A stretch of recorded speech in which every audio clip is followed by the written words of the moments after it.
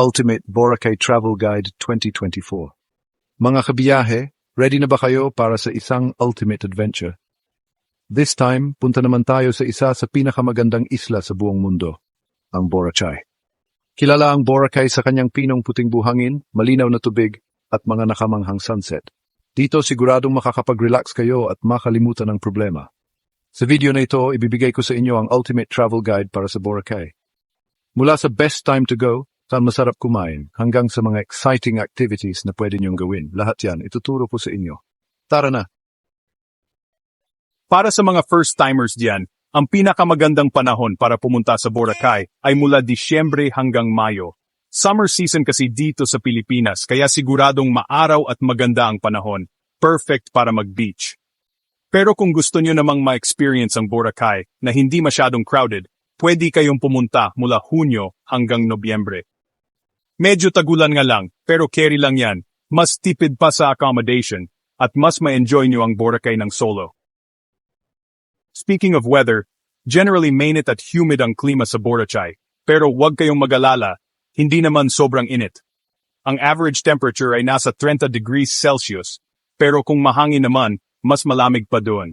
Basta lagi lang tayong mag-ready ng payong at sunblock para protected tayo sa init at ulan.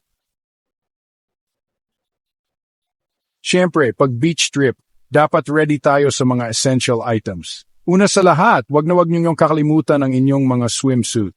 Iba-iba naman ang style ng swimsuit ngayon, kaya pwede kayong magdala ng ilang sets para may pamalit.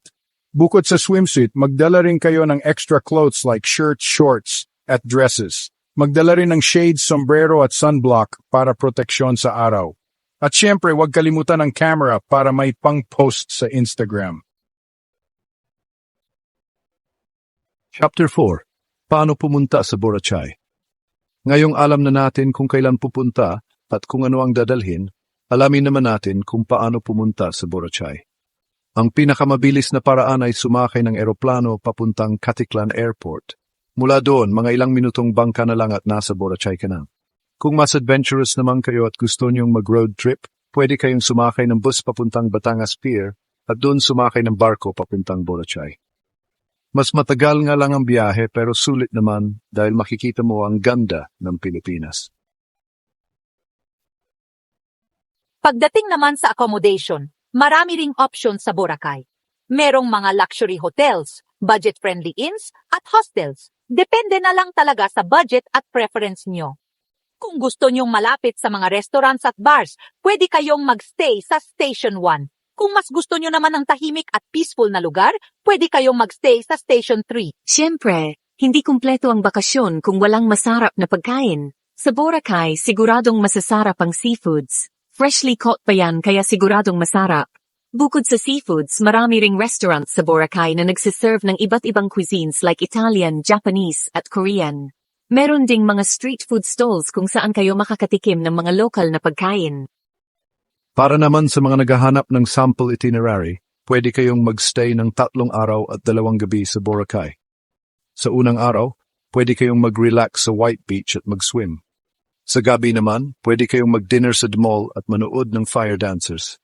Sa ikalawang araw, pwede kayong mag-island hopping at bisitahin ang mga kalapit na isla. Sa gabi naman, pwede kayong mag-bar hopping sa Station 3. Sa ikatlong araw naman, pwede kayong bumili ng mga souvenirs at magpaalam na sa Boracay. Ayan na, mga kabiyahe. Naway maging makabuluhan at kasisya siyang pagbisita ang inyong paglalakbay sa Boracay.